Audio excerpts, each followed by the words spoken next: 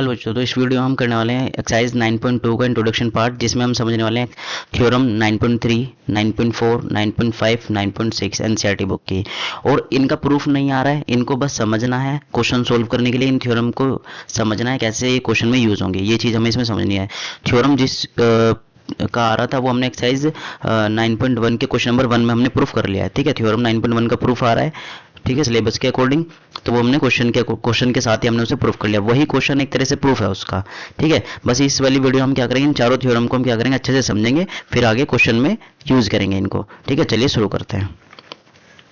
तो सबसे पहले हमारे पास थ्योरम जो 9.3 आती है, इसमें हमारे पास थ्योरम 9.3 क्या बताती है वो चीज़ समझते हैं। द परपेंडिकुलर, जो परपेंडिकुलर है from the centre of a circle, ये कह रहा है सर्कल के सेंटर से जो परपेंडिकुलर है टू द कोड। अगर हम सर्कल के सेंटर से, देखो जैसे यहाँ पे बना हुआ है, मैं कलर चेंज करता हूँ एक मिनट। हाँ, ये सेंटर है हमारे पास, सेंटर ओ। अगर इससे मैं एक परपेंडिकुलर ड्रॉ करता हूँ कोड ए बी पे, कोड पे जो हमारी कोड बनी हुई है, कोड मैंने बताया था क्या होती है, जो सर्कल के अंदर बनी हुई लाइन होती है उसको कोड बोलते हैं।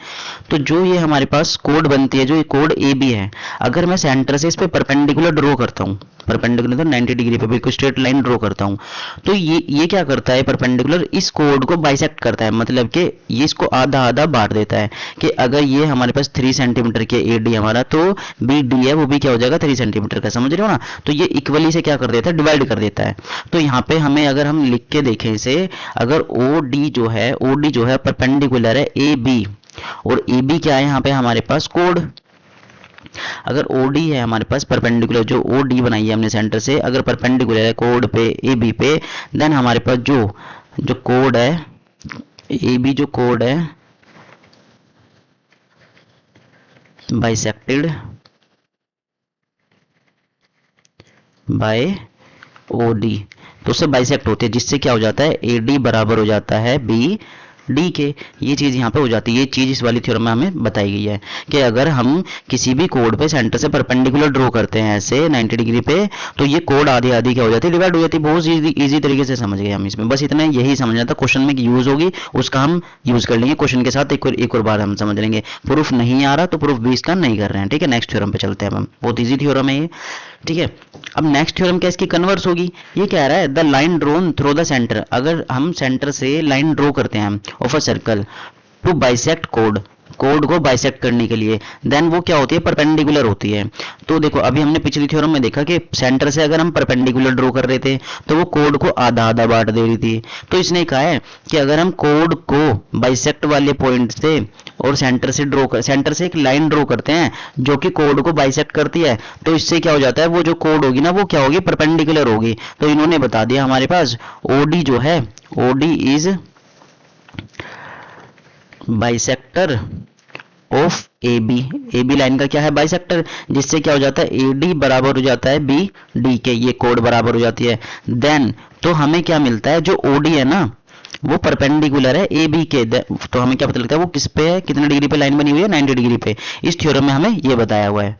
ठीक है, बस सिंपल था, बहुत इजी। नेक्स्ट थ्योरम पे चलते हैं। नेक्स्ट थ्योरम हमें, थ्योरम 9.5 हमें क्या बताती है, equal code of a circle. ये कह रहा है जो इक्वल कोड है ना सर्कल की, मान लो दो इक्वल कोड है ए बी, हमारे पास जो जो चीज बोल रहा है वो हम लिख लेते हैं, मतलब कि ए बी जो है बराबर है सी डी के, ये जो कोड है हमारे पास ये हमने ले ली, ए बी कोड जो है वो बराबर है सी डी के, ये हमने मान ली। और equi distance from the centre, ये कह रहा है अगर कोड इक्वल है ना किसी भी सर्कल में, तो वो सेंटर से इक्वल दूरी पे होती है। सेंटर हमारा ओ है, तो जो ए बी कोड है ना, अगर वो हमारे पास 2 सेंटीमीटर की दूरी पे है सेंटर से, तो जो ये वाली जो सी डी जो कोड इक्वल है वो भी क्या होगी, 2 सेंटीमीटर की दूरी पे ही होगी। अगर कोड हमारे पास, देखो कोड हमारे पास आपस में क्या है, इक्वल है, ये कोड जो है ए बी बराबर है सी डी के, देन जो इनका डिस्टेंस होगा ना, तो ओ पी जो होगा, ये देखो कोड से डिस्टेंस ओ पी वो बराबर होगा ओ क्यू के। ऐसा होने के बाद ये चीज हमें थ्योरम बताती है। तो यहाँ पे लिख सकते हैं जो A B and C D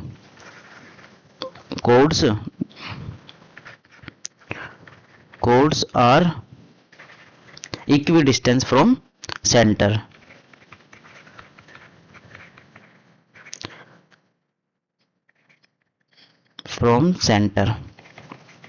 ये चीज हमें यहाँ पे इस थ्योरम में बताई हुई है। अगर कोड इक्वल है तो वो दोनों कोड क्या होंगे, सेंटर से इक्वल दूरी पे होंगे। ये चीज हमें यहाँ पे क्या रखनी है, ध्यान रखनी है। थ्योरम 9.5 हमें ये समझाती है। ठीक है, नेक्स्ट थ्योरम पे चलते हैं। नेक्स्ट थ्योरम हमारी कौन सी है, थ्योरम 9.6। अब देखो जो हम थ्योरम समझ रहे हैं ना, इनके बेस पे क्वेश्चन होंगे 9.2 एक्सरसाइज में, तो बहुत ध्यान से समझना, इनका यूज करेंगे हम। अब देखो ये क्या होगी, 9.5 थ्योरम की कन्वर्स होगी। ठीक है, उसमें क्या बोल दिया, code equal distance from the centre. अगर कोड ना इक्वल दूरी पे है, इस बार गिवन में हमें क्या दे दिया कि ओ पी जो है ना बराबर है ओ क्यू के। जो ओ पी है ना, ये वाली लाइन जो है वो इस ओ क्यू के बराबर है। तो जिस कोड पे ये लाइन बनी हुई है, देन हमें क्या मिलता है, देन हमें मिलता है जो ए बी है ना वो बराबर होगी सी डी के। तो मतलब कि chords are equal, chords are equal. ठीक है, अगर सेंटर से कोड्स का डिस्टेंस आपस में क्या है, इक्वल है, तो देन वे कोड्स क्या होती है, आपस में इक्वल होती हैं। ये वर्ड मेरे ध्यान रखना जो मैं बोल रहा हूँ, कि अगर सेंटर से इक्वल दूरी है दोनों कोड की, तो वे कोड भी आपस में क्या है, इक्वल है। तो यहाँ पे ए बी बराबर हो जाता है सी डी के। तो यहाँ पे हमारी थ्योरम 9.6 कंप्लीट हो जाती है। तो हमने यहाँ पे 4 थ्योरम को समझा बहुत इजी तरीके से, ठीक है, और आसान भाषा में। अब इन्हीं थ्योरम का यूज हम एक्सरसाइज 9.2 में करेंगे, जब हम क्वेश्चन 1 बाय 1 सोल्व करेंगे। ठीक है, तो अब मिलते हैं हम क्वेश्चंस की वाली वीडियो में।